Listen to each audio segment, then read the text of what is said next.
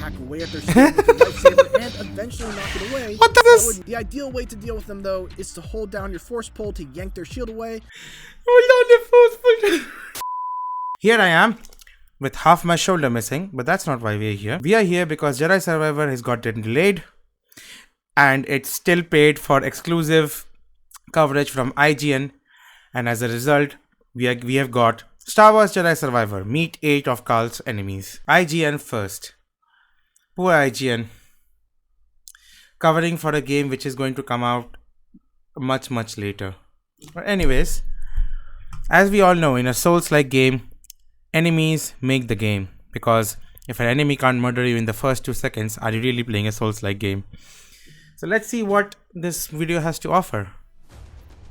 A good action game lives and dies by the strength of its combat. True. Oh, of course. Combat mechanics are just one part of the equation. Okay. Equally important are the enemies that put those combat mechanics to the test. Aren't enemies like a part of the combat mechanics? Okay. And so, one of the things I was most curious about during my visit to Respawn was the enemy design of Star Wars Jedi Survivor. Hi, Wampa. Fortunately, I had design director Jason DeHarris and production director Kasumi Shishido to walk me through a handful of new enemy types that are determined to stand in the way of Cal Kestis. So I was breaking down 8 new enemies. Perfection. Droids, of course. What about the droid attack on the Wookiees? Early on, the team at Respawn knew that they wanted to incorporate more droids into the fold as far as enemies go. And true enough... And let me predict why. Because fans are asking for dismemberment. They can't have human dismemberment because Disney will murder them. So, therefore, the closest thing they can get is droid dismemberment. Which are, if they are human, not enough, right? There are tons of droids to fight against in Jedi Survivor. From the weak, fodder-like Roger battle droids to the formidable droidicas, also known as those cool roller droids from the prequel movies. According to Shishido, droids give the team much more freedom when it comes to what they can do and what types of weapons they're able to See, exactly, I predicted that. use. Let's individually check out a handful of these droids and talk about what went into each of their designs. Cool. B1 battle droids. Yes. The B1... Also, the droids are painted a little different. So, I guess the guess that this is an old droid factory which has been taken over by someone is correct. Because these are clearly being used for personal reasons and not for, you know... Like, not for... These are not CIS branded is what I'm saying. Droids cover the role of the fodder enemy archetype on the planet Kobo. They're as weak as can be, falling to just specifically on Kobo? one saber slash or reflected blaster shot, but they're usually found in large groups and can still be a dangerous threat thanks to their range and their tendency for hitting Cal while they're off screen. And while he's saying they are fodder enemies, don't underestimate these suckers. Because the equivalent in Jedi Fallen Order were the basic stormtroopers, right? They can go down in one blaster hit. 2 stormtroopers can kill you. 2 basic stormtroopers, if you don't pay attention, they can kill you. I'm not joking. Maybe not on story difficulty, but like from I think it was Jedi Knight onwards, or what was it? Jedi Knight, Jedi Master, Jedi Grandmaster. Yes, so I think from Jedi Knight onwards, they can kill you. But yeah, so that you know what I'm talking about. Notably, though, their banter is kind of hilarious. Respawn has really upped their game. There's no doubt about that. When it comes to amusing enemy conversations. Also, this thing, right? Respawn has. This is essentially a ledge assassination, which good job there, Respawn, because now you don't have to go in front and reveal yourself to the enemy just in order to murder them.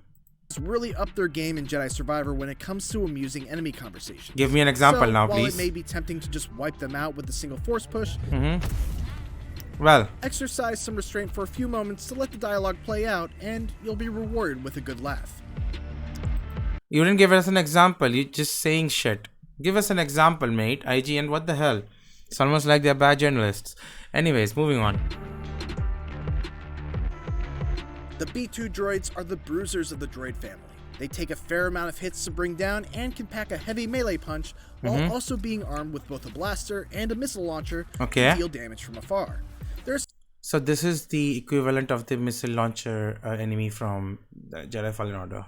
Cool. Certainly no pushover, but fall into this really nice spot where once you learn to time parries on their melee attacks, reflect their blaster shots, and always be on the lookout to force pull their missiles, they become much less of a threat. BX droid. Now these are the main shit, I think. BX droids are among the more agile droids and will surely put your melee combat skills to the test, as they will regularly parry your attacks and execute multi-hitting. So this is the Electros Baton Staff Trooper. Right. Spin techniques, while nice. Also leaping around the battlefield. Look at that attack though.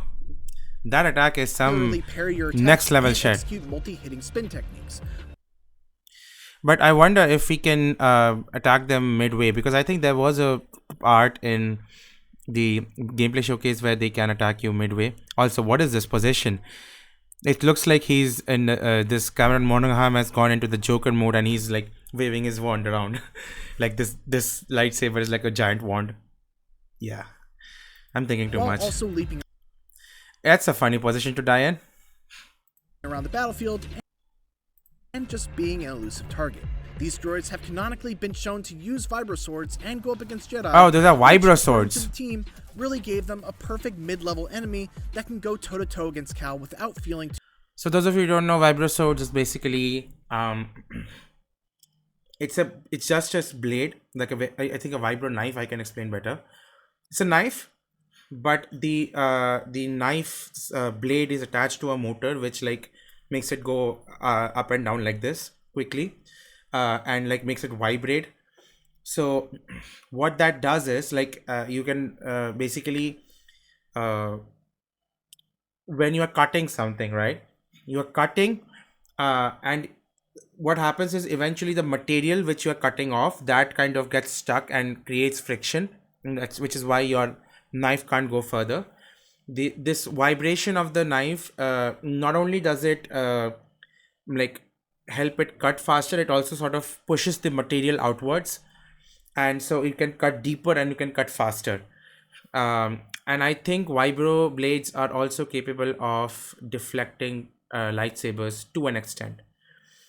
I don't know how that works exactly. Maybe it's something to do with the way it's vibrating. The vibro sword is, of course, it's just a sword.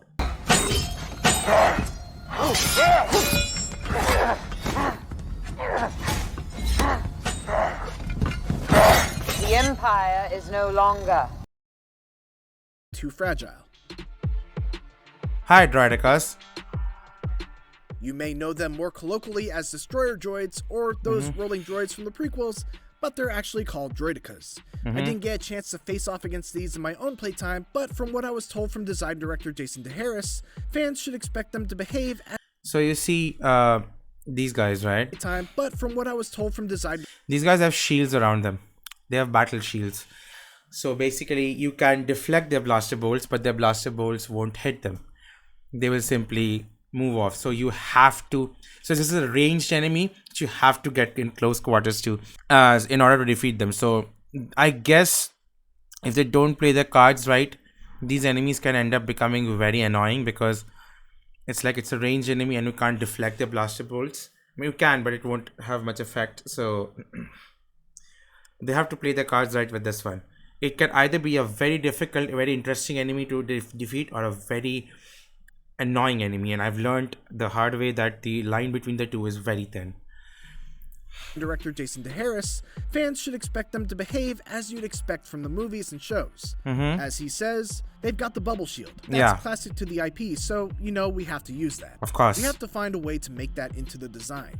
So they've got the bubble shield, they roll, and they actually incorporate that into their melee, so you can't just stun lock it forever, he said. Yeah. Oh, hold on, what? To their melee, so you can't just stun lock it. So they like roll attack you, of course. Forever, he said. IG 100 Magma Guards.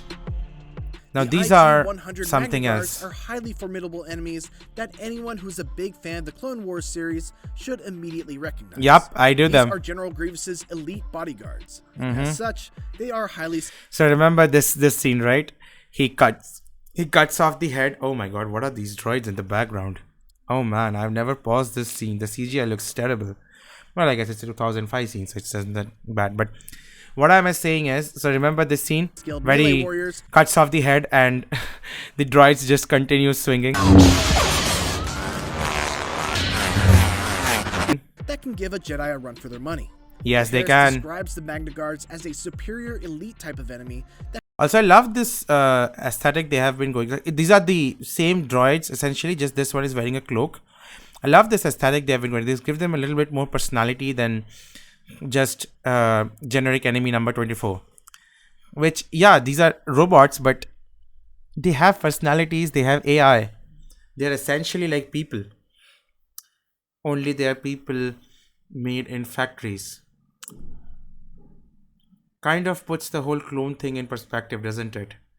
Because if these people are making droids who are essentially sentient just for the battle purposes, and these people are making clones which is essentially a slave army, are they really that different other than one is made up of organic matter, one is made up of metal?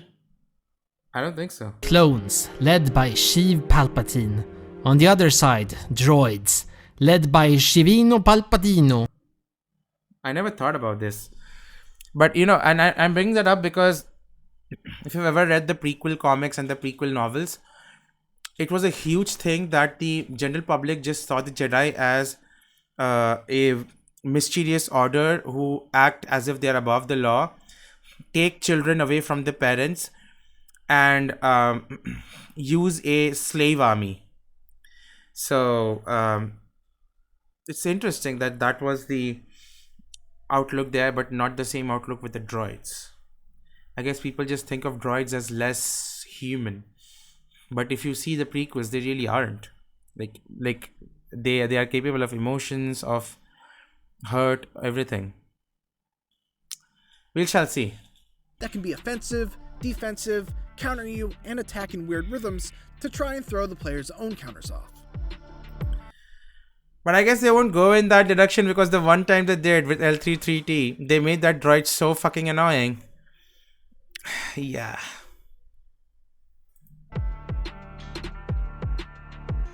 The Shield Trooper was born from a simple need. The team wanted a Scout Trooper that survived a little bit longer. Of course. As with just about every enemy in Star Wars Jedi Survivor, there are several ways to bring him down. You can hack away at their shield with your lightsaber and eventually knock it away. What the fuck is this? That would make you vulnerable to the other enemies surrounding you. You could try to maneuver around it and slash its back, but they're generally pretty good at tracking you. IGN, I love your animation, mate. What the fuck?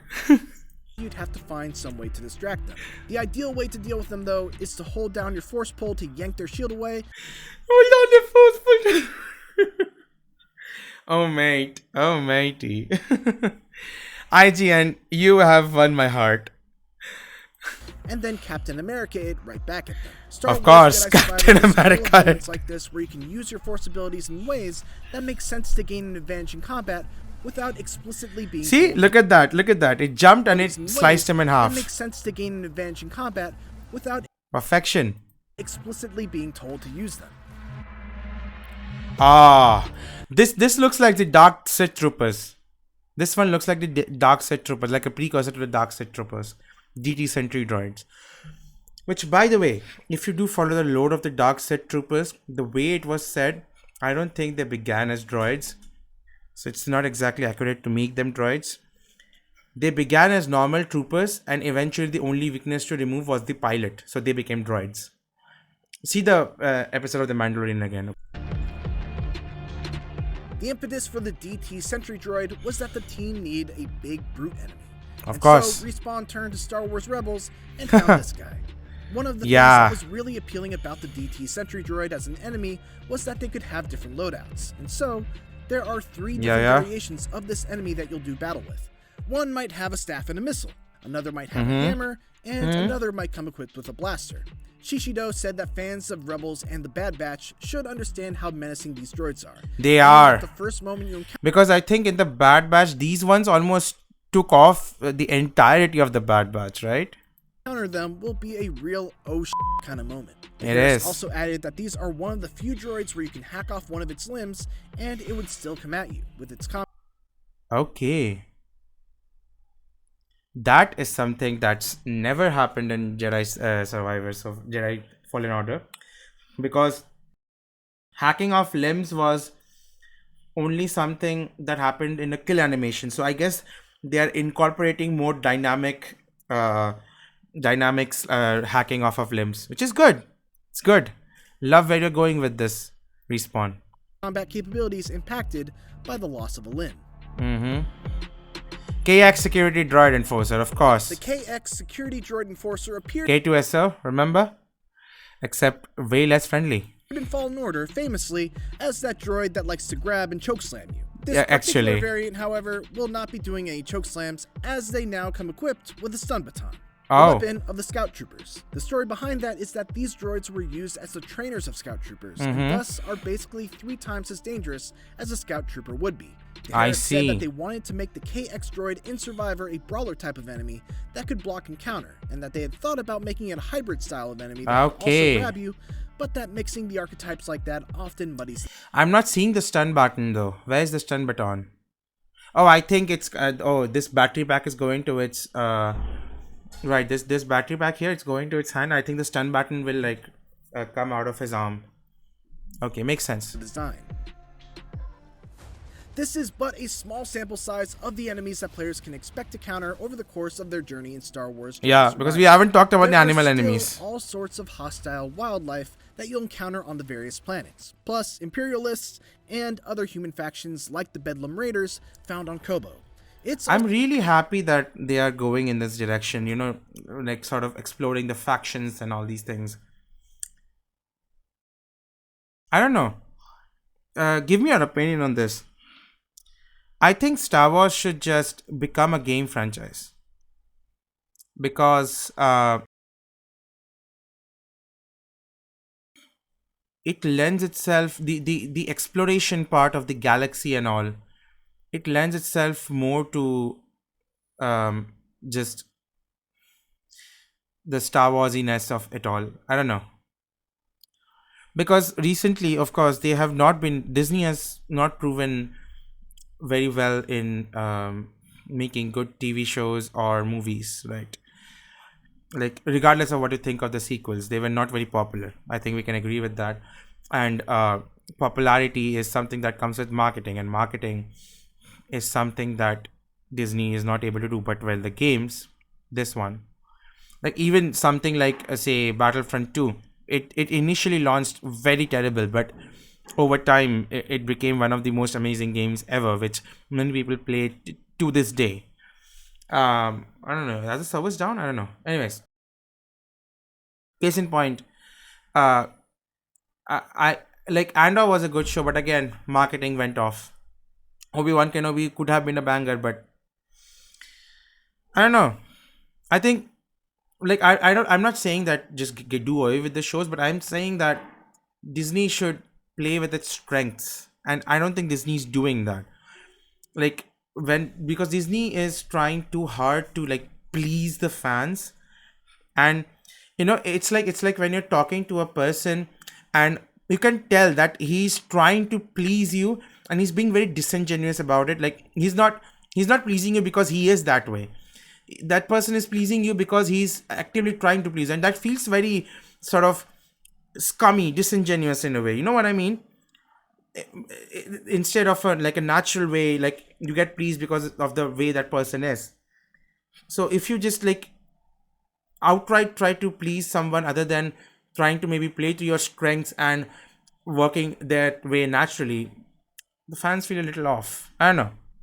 That's just my opinion. You can see whatever. Also just a small part of our continuing coverage of Star Wars Jedi Survivor. So keep checking IGN all throughout the month of February for more. I will.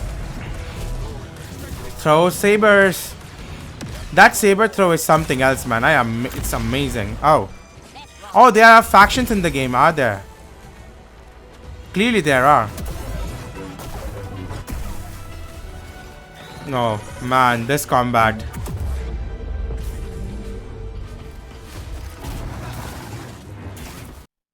Okay, let's see.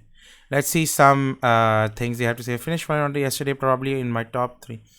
Yeah, this Fallen Order, man, that was something else. Like, I remember like not caring much about that game initially, and once I played it, I was like, damn, they really went there. Of course, there were a few criticisms like uh, customization was shit. Every collectible was just another customization option.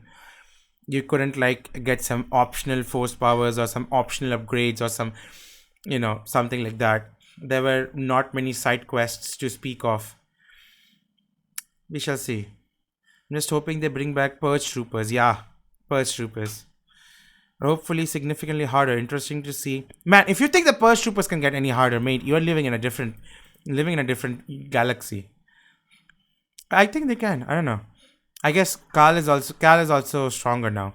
It's been a while since we've seen the B2 in the shows, games, and Lego sets. Exactly. Well, not exactly. We have seen the B2 in the Lego Star Wars, the Skywalker Saga. Don't know. So what the fuck is happening with Assassin's Creed Mirage? I can see this over here. Okay, we shall see. Maybe. Really wish we would get some more lower level lightsaber enemies. Yes, it would be cool to stumble on some dark Jedi or dark Sith. Here's why that won't work though. Because right now, anyone who has a lightsaber is in hiding. So, oh, I see. You're talking about like lower level Inquisitors.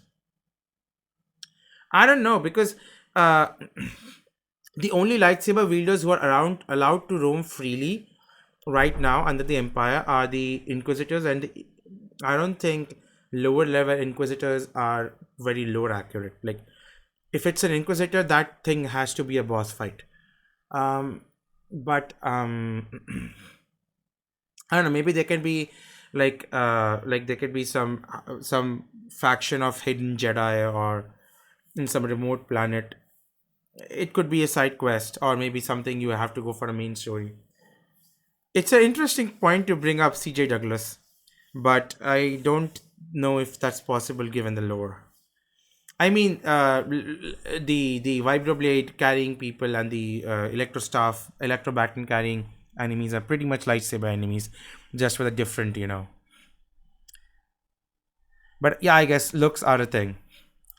This is the first one, amazing. Can't wait for this one. The first game had great enemies. Can't wait for take on the new ones. Okay, now they are saber gore.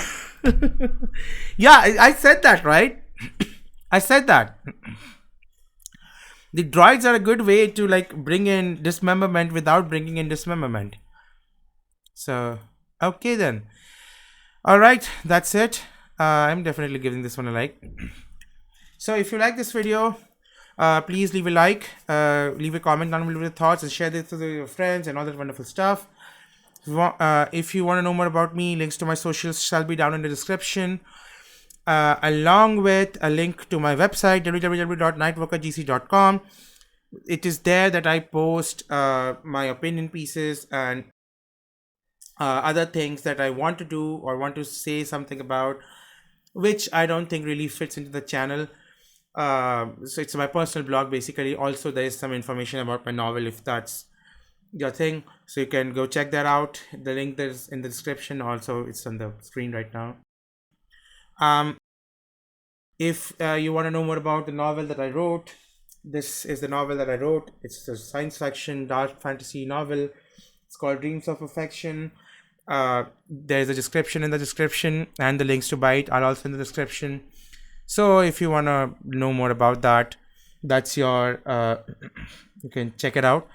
And if you feel you're in the mood for a math major college student in his final year and then not so popular indie author speak poorly about things he has some idea about and play games horribly, then hey, please hit the subscribe button with the bell icon, all notifications turned on, and I shall see you in the next one. Bye bye everyone.